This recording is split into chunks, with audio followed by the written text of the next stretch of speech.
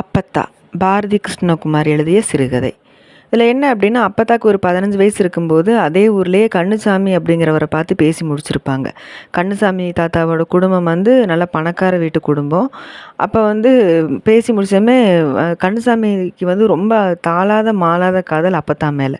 ஏன்னா ஒரு 15 வயசு அந்த பொண்ணுக்கு ரொம்ப பார்க்குறதுக்கு ரொம்ப அழகாக இருக்கா, நல்ல ஒரு குடும்பம் அப்படின்னு சொல்லிட்டு ரொம்ப காதல் வயப்பட்டிருப்பார்.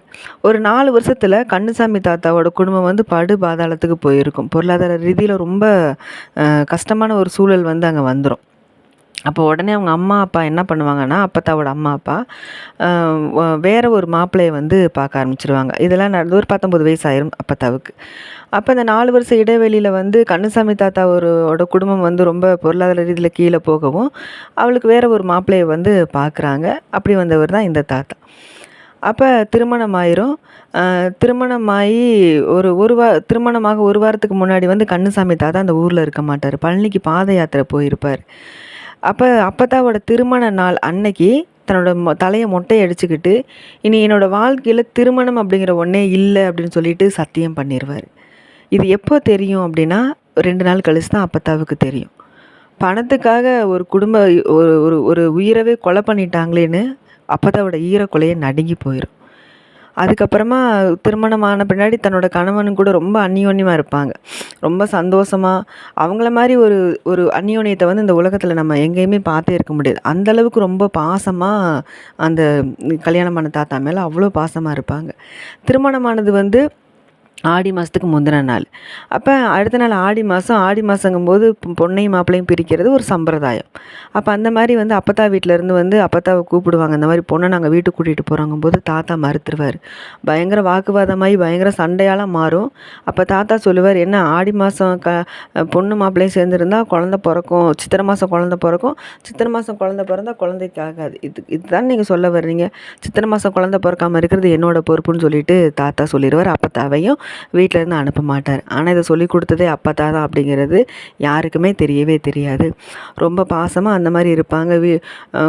அவங்களுக்கு 5 குழந்தைங்க பிறந்துரும். அவங்களுக்கு குழந்தைங்க வந்துட்டு பேர பிள்ளைங்க எடுத்துருவாங்க. எத்தனை வயசானாலுமே தனிமையில் தான் அவங்க இருப்பாங்க. நல்லா விளையாடுவாங்க, பரமபதம் அது இதுன்னு சொல்லிட்டு அந்த மாதிரி இருந்துக்கிட்டு இருக்கும். அப்போ அந்த நேரத்தில் அப்பத்தாக்கு வயசாயிரும், படுத்த படுக்கை ஆயிடுவாங்க. உயிர் மட்டும் போகவே போகாது. அப்போ எல்லாம் வந்து சொல்லுவாங்க, இப்படி எத்தனை நாள் படுத்தே இருப்பாங்க அப்படின்னு சொல்லிட்டு நல்லெண்ணெய், விளக்கெண்ணெய், வேப்பெண்ணெய்லாம் கலந்து கொடுத்தா உடனே உயிர் போயிடும்னு சொல்லுவாங்க. ஜோசியர் வந்து சொல்லுவார், அமாவாசைக்கு தாங்காது, இப்போ முடிஞ்சிரும் அப்படின்லாம் சொல்லுவாங்க.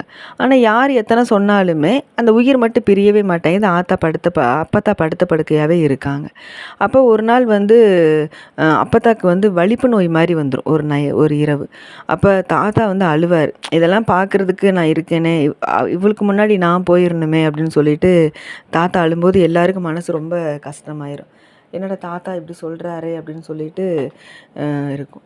அப்போ அன்னைக்கு இரவு விடிஞ்சு பார்த்தா தாத்தா வந்து அந்த வீட்டில் வந்து இருக்க மாட்டார். அப்போ எல்லாருக்கும் பதபதப்பாயிரும், என்னோட தாத்தாவை காணலையேன்னு. இவ்வளோ நாள் வந்து அப்பத்தாவோட உயிர் வந்து போகணும்னு தான் எல்லாம் நினச்சிக்கிட்டு இருப்பாங்க, ஏன்னா படுத்தே இருக்காங்க அப்படின்ட்டு. ஆனால் இப்போ தான் நினப்பாங்க, தாத்தா இல்லாத நேரத்தில் அப்பத்தாவோட உயிர் போயிடக்கூடாது அப்படின்னு சொல்லிட்டு எல்லோரும் நினப்பாங்க. மனசு விடாத ஆள் தான், ஆனாலும் எல்லோரும் போய் குளம் கிணறுலலாம் தேடி பார்ப்பாங்க, எங்கேயாவது விழுந்திருப்பாரோ அப்படின்னு சொல்லிட்டு. எங்கேயுமே இருக்க மாட்டார். அப்போ அன்றைக்கி பகல் பொழுது முடிஞ்சு அப்படியே சாயங்காலம் நேரம் ஆகும். விளக்கெல்லாம் வச்சு ஒரு மங்கலான ஒரு வெளிச்சத்தில் அந்த நம்ம தாத்தா வந்துக்கிட்டு இருப்பார், இன்னொரு தாத்தாவை கூட்டிகிட்டு வந்துக்கிட்டு இருப்பார். அப்போ 2 பேர் வரும்போது எல்லோரும் தாத்தாவை வந்து கட்டி பிடிச்சி அழுவாங்க, எங்கே நீங்கள் போயிட்டீங்க அப்படின்னு சொல்லிட்டு எல்லோரும் தாத்தாவை கட்டி பிடிச்சி அழுகும்போது கூட வந்தவர் சொல்லுவார், சந்தை விளக்கு இடத்துல வந்து இருந்தார், அதான் நான் கூட்டிகிட்டு வந்தேன் அப்படின்னு வந்து சொல்லும்போது அவர் சொல்லி தான் தெரியும் அவ்வளோ தூரம் தாத்தா போயிட்டாரா அப்படின்னு சொல்லிட்டு. அப்போ இரவாயிரும், எல்லாம் உட்காந்து பேசுவாங்க. அப்போ வந்தவங்களுக்கு வந்து அத்தை வந்து டிஃபன்லாம் தருவாங்க. 2 பேர் சாப்பிடுவாங்க. தாத்தா மட்டும் போய் அப்பத்தா அறையில் படுத்துப்பாங்க.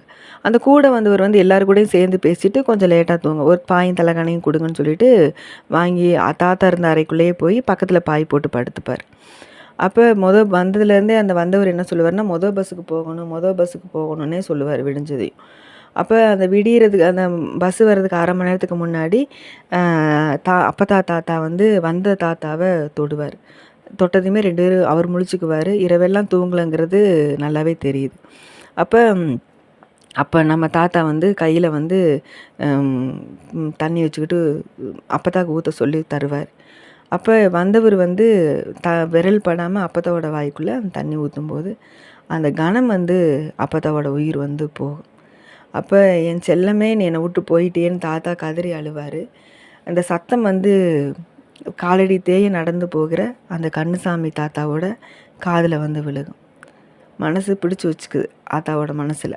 துரோகம் தன்னால் வந்து ஒருத்தரோட வாழ்க்கையே போயிடுச்சேன்னு சொல்லிட்டு அந்த அடி மனசில் இருக்கக்கூடிய அந்த காயம் வந்து இருந்துக்கிட்டே இருக்குது.